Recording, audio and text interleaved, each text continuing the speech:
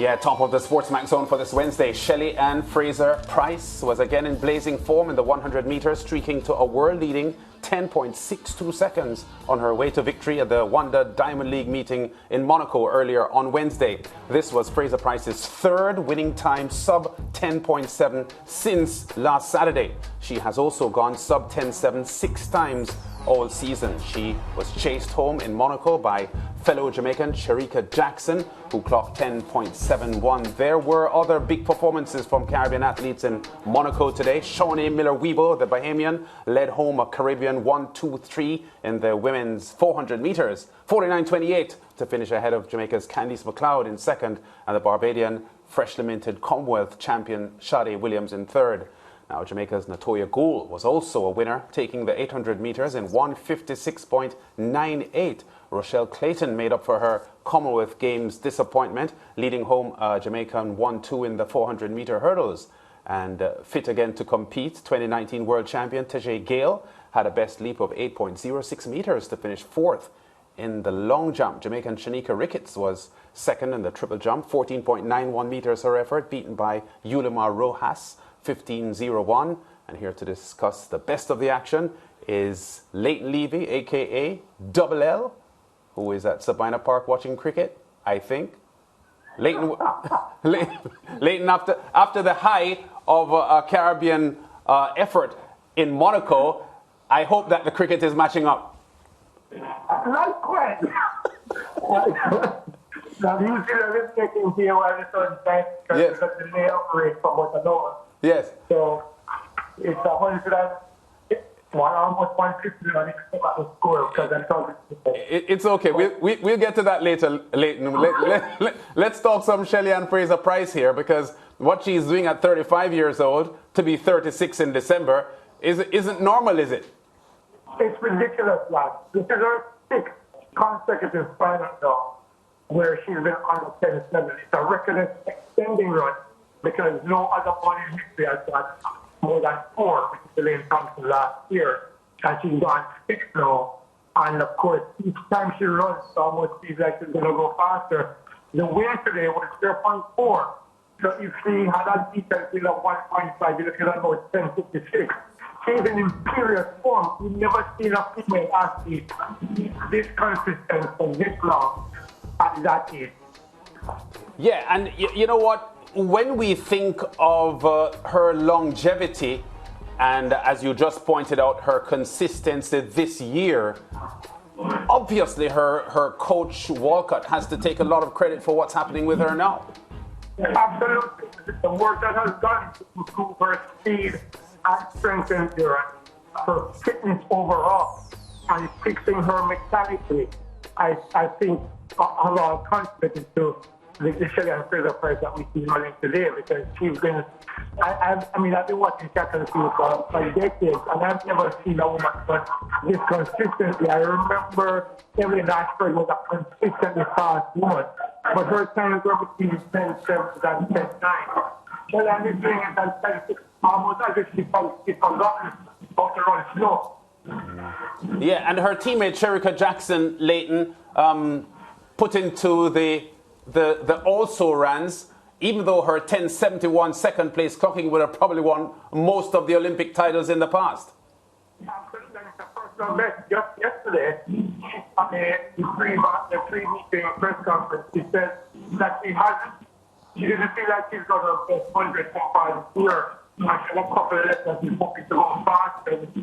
I think she's aiming for something around 27. And you saw very much up today because her start was the best. But then once she got going, she was closing on Shelley and Fraser-Pryce. As weird as it might sound, she was closing on Shelley and Fraser-Pryce rapidly at the end. And Barry Horton took was well, finished third in the first one best here, record of 10.72. So Shelley's dragging a lot of the women along with her to pass the time done first. Right, Leighton.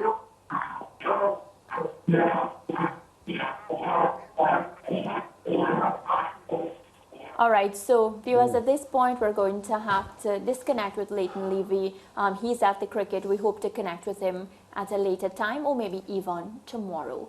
So team, we lost Leighton there, but I think both of you can do justice. So We spoke about Shelly. Maybe George, you can jump in now, and this woman is doing incredible things. Yeah, she said something in an interview with the BBC just before track and field began at the Commonwealth Games. She was in Birmingham. She made a little stop. She was training. And she said that what is remarkable, even for her, is that when she ran 10.7 and change in her 20s for the first time, she said, all right, so this is the benchmark. This is where I should be. So, well, no, she said, okay, if I can do 10.7s here, I can go 10.6s. She said she spent most of her 20s trying to run 10.6s. Didn't happen. Yeah. And now she's in her mid-30s, and with the way she prepares, the way she trains, which is different, the kind of coaching that she gets from Ronaldo Walcott, the man they call journalist, and with her own motivation about what her body can do and the places it can take her, in her 30s, she's producing 10.6s at will. Yeah. Listen to this, a woman in her 20s, it's considered to be the prime of your sprinting life. In your 20s, can't get 10.6. And she's tried, never happened. And in her 30s, she's hitting, she buys a bottle of milk, she runs 10.6. Yeah, it's amazing. It's remarkable. And I think that before this season's form, I thought that Shelly-Ann Fraser-Pryce was the finest 100-meter sprinter of all time. Clearly, what has happened this season has solidified and concretized that perspective that I hold. And I want to say, you heard Leighton mention a great sprinter just now as he sought to compare her in terms of the consistency. Evelyn Ashford, a fabulous sprinter. Even though Leighton isn't trying to do that because he's too wise to do that, but people would hear him say it and say, see, Shelly-Ann Fraser-Pryce greater than Evelyn Ashford and people like that. The fact is, if Shelly-Ann Fraser-Pryce was around in that time, she wouldn't be running 10.6s. Evelyn Ashford around now, maybe she'll be running 10.6s. Merlene Ottey here, no. But you can't hold it against Mrs. Fraser-Pryce because she's not there, she's now. And what she's doing now is setting the bar amazingly high for those to come after. We are looking at the best thing to have ever run the 100 meters in the women's section, and we need to appreciate it every time she takes to the track. Right. Well, Leighton Levy, the man who knows his track and field, is back online. Leighton, do you want to complete the point that you were making? Leighton? Yeah, I don't. All right, team. We're not hearing him. No. We can move on though to Shaunae Miller-Uibo, who led a 1-2-3 finish for the Caribbean in the 400 today. And there is some talk about her moving to the 200 specialist as a specialist there and putting the 400 behind her. When you see the kind of effort she delivered today, you kind of want to see her continue running that one-lap event. Definitely, 49.28. And of course, going into this event, based on what I would have seen from Shaunae Williams at the just concluded Commonwealth Games, I was looking on at Shaunae Williams and saying, maybe she might upset the field, you never know. But when you have a Shaunae Miller-Uibo in a race of 400 meters like this one, she sets herself apart from the rest of the field. And you see that last stretch, George and Lance, it's as if Shaunae Miller-Uibo was the only one racing to the finish line. What did you make of that? Yeah, I mean, she's been for many years now the best woman quarter miler. Well, apart from the time when we had our good friend, I'm trying to remember, the 2019 world champion from Qatar. Yeah. Her name is on the... Faraz? No. Farad? No. She's Nigeria born. Yes. The 2019 world champion. It will come to me. Yeah. The point is that Shaunae Miller-Uibo is so talented. I think even if she ran the 100 meters, she'd be world class. She says that she wants to abandon the 400 now because she has nothing left to prove. I can live with that. I can dig it, as they would say in the blaxploitation films. Yeah, I can dig it. Going to the 200 is going to make it even more competitive because Shericka Jackson is at the top of her game now, and because she is the kind of sprinter that seems to, Shericka Jackson is improving season after season. So her ceiling hasn't been reached yet. Imagine when Shericka Jackson gets the challenge of Shaunae Miller-Uibo, and as Lance will be quick to tell you, those two fought many battles as juniors.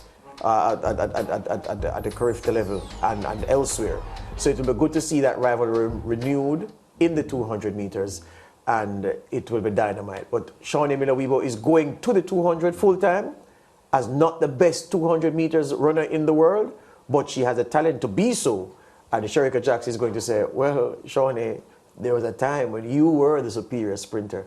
I am now, and that is why it's going to be a tremendous clash. I agree with her. Leave the 400 behind because she has nothing else to prove. Yeah, and we had Jamaica's Candice McLeod coming second today. Lance, what did you make of her performance? Well, she was okay.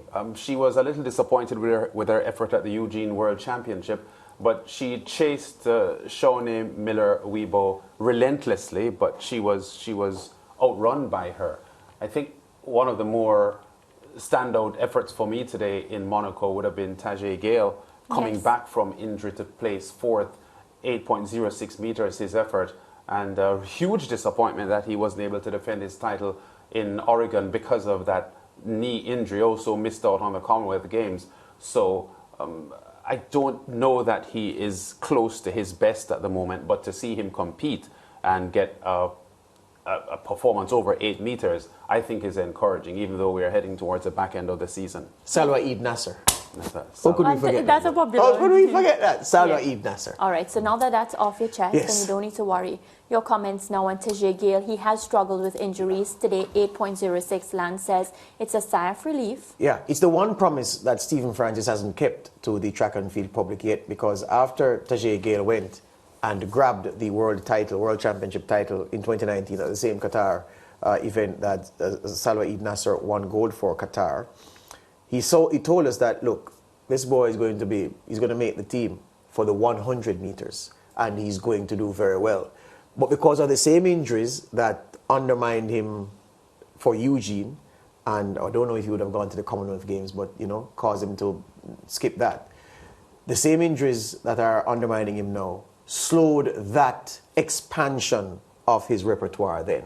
And I really want to hold Stephen Francis to that promise, because he doesn't make idle talk. He doesn't talk for talking's sake. And I really wanted to see what is it that he could mold out of a world champion triple jumper to make it into a world-class 100-meter sprinter. And notwithstanding the fact that Jamaica's 100-meter scrap, beyond oblique Seville and the occasional flashes from Johan Blake, it's not strong.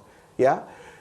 It would take some doing. So I say all that to say, I'm always happy to see Tajay Gayle fit, but as Lance said, you got the impression that he isn't quite there just yet. And he wouldn't have been right as rain if an injury that kept him out of the World Championship, this performance came so soon after that. He wouldn't be right as rain, but good to see that he is getting back to a good level. Right, and before we wrap, we have to comment on Jamaica's Natoya Gould. She won the 800 meters, and then we had Rochelle Clayton winning that, winning her event. Yeah, 400 meter hurdles. For Gould, for some reason, the experts may differ. I thought Gould was in better shape at heading into Tokyo. The form that she was in was really, really good. And her preliminary round run in Tokyo suggested to me that she would have been a serious contender. Of course, Athingmo is out of class. Yes. Is an otherworldly athlete. So looking at Gould this year, I don't think she was as good as she was last year, but she has run well. She ran well in Birmingham. She wouldn't be happy with what she did in Oregon, but signs of progress that she's able to defeat a strongish field at the Diamond League meeting today. Yeah, that's for personal best, season's best for her, 1:56.98 today, which was very encouraging, coming off her disappointment at the Commonwealth Games when she was fourth.